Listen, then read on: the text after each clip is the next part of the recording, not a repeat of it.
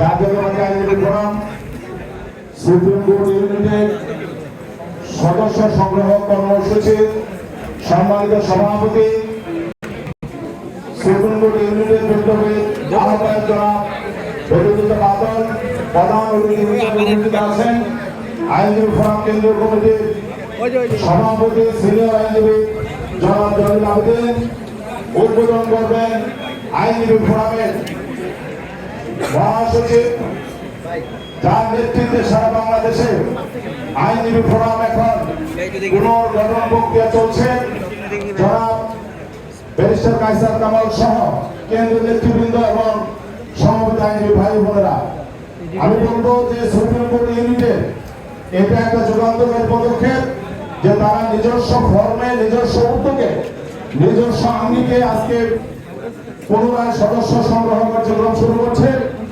আমি আশা করি এই সদস্য সংগ্রহ কার্যক্রমের মাধ্যমে সুপ্রিম কোর্টে অধিকাংশ সংখ্যক জাতীয়তাবাদী বিশ্বাসী আইনজীবীগণ সদস্যভুক্ত হবে এবং সুপ্রিম কোর্ট ইউনিট ভবিষ্যতে আরো শক্তিশালী একটি সংগঠনে পরিণত হবে।